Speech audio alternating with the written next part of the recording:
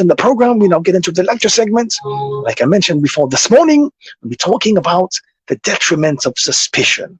This morning, I want to urge you to explore a topic with me that affects our personal lives, affects our relationships, and it definitely affects society at large. It is none other than the topic of suspicion. Suspicion is a state of mistrust or doubt towards others' intentions or actions. And while it is natural to exercise caution in certain situations, an excessive and pervasive sense of suspicion can have detrimental effects on our personal well-being and also on our relationships as well. So this morning, let us delve into the detriments of suspicion and discuss the importance of nurturing trust and fostering stronger connections with others. Suspicion quite simply means believing something to be bad without there being any substantial evidence. In the social sense, allowing suspicion to become a habit can have a disastrous effect on any society. And in moral terms, suspicion is quite simply a sin. And in both cases, it has to be completely avoided. One of the divine commandments given in the Quran is that of avoiding suspicion.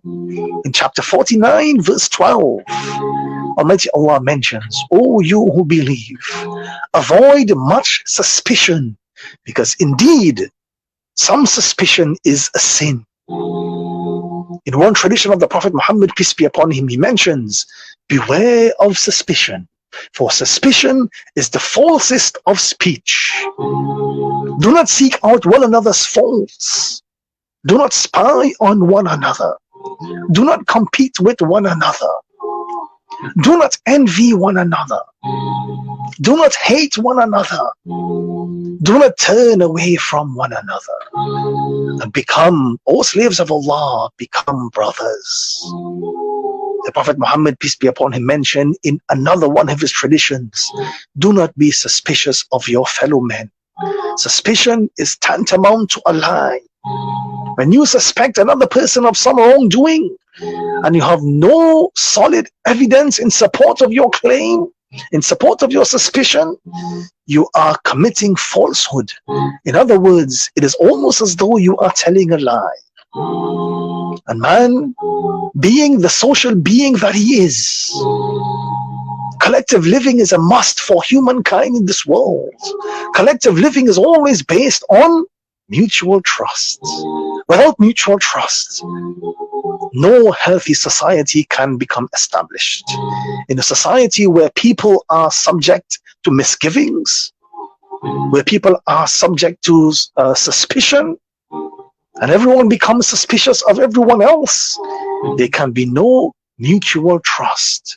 And without mutual trust, there definitely cannot be a healthy society. The habit of suspicion is like smoking. It not only ruins the health of the individual who has this bad habit, but it also pollutes the whole of the social atmosphere. Suspicion is just like moral pollution. Just as air pollution is harmful for everyone, so too is this kind of moral pollution. It is in fact like spiritual pollution. And all those living in a society where the majority of its members are suspicious of one another, and they have developed a suspicious mentality, they are bound to inhale its morally polluted air. Everyone is bound to suffer from bad health in terms of morality. Suspicion is not an individual trait. It is not an individual evil, but rather it is a social evil. And that is something we must be very, very mindful of. Suspicion is not a solitary evil. It leads to many other evils as well. Suspicion is like a poison that rapidly multiplies in our communities and in our societies. When the individual develops the habit of suspicion, that gradually becomes his second nature. And suspicion is a kind of confusion. And confusion is like a poison to the mind. And one of the most significant detriments of suspicion is its ability to erode relationships. When you are constantly suspicious of others, you create a barrier that prevents genuine connection between yourself and others. Suspicion breeds distance as it communicates a lack of trust and undermines the foundation of any relationship. And over time, suspicion can lead to the breakdown of friendships, can lead to the breakdown of relationships, and even professional collaborations as well. If you keep yourself living in a state of suspicion all the time, this often generates negative emotions within you. Suspicion feeds on fear, it breeds anxiety and doubt, and creates a constant sense of unease within the mind of an individual. And that is something we must be very, very mindful of. So the question is, what can be done to prevent yourself from falling into the trap of suspicion? Number one, avoid making assumptions. It is quite easy to jump to conclusions, and to assume the worst about anyone. It is quite simple to assume bad about another person based on limited information or personal biases. Rather than doing this, instead strive to maintain an open mind and gather more evidence, so to say, before forming your judgments and before becoming suspicious. Number two, seek understanding. Take time to understand another person's perspective. Take time to understand another person's backgrounds and motivations. Recognize that people have their own unique experiences, and they may act differently based on their individual circumstances. Empathy and compassion can help you see things from their point of view and can help you to reduce the level of your suspicion. Thirdly, very important, communicate openly. Foster open and honest communication with others.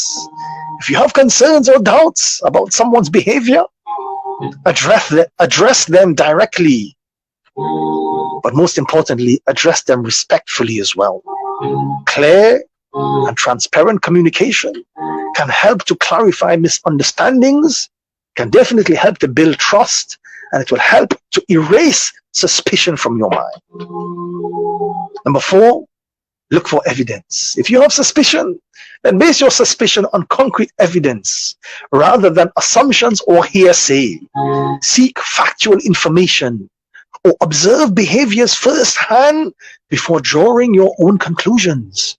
This in itself, this approach can help you to make rational judgments, which is very important within the realm of a relationship, very, very important within the realm of our societies and our communities. And finally, give others the benefits of the doubt. Sometimes, we just have to give the other person the benefits of the doubt. Unless there is clear evidence of the contrary, give people the benefits of the doubt and assume positive intent.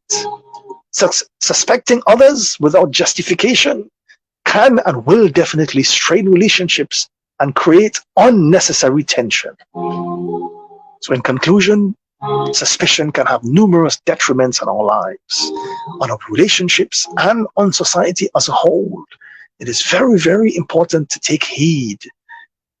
This one trait has the ability to erode trust, it can hamper collaborations, and it can lead to negative emotional states of mind. It is crucial to recognize the detrimental effects of suspicion and actively work towards nurturing trust, actively work towards fostering open communication, and towards embracing a mindset of goodwill towards others. By doing so, we can build stronger relationships, we can create healthier communities, and we can foster a more harmonious and cooperative world that we are living in. Because at the end of the day, our only mission in this world is to strive to become better individuals and to strive to become a better version of yourself. So may Almighty Allah save us from this trait. May He continue to protect us from all that is evil and guide us to all that is good in this life as well as in the life of the hereafter.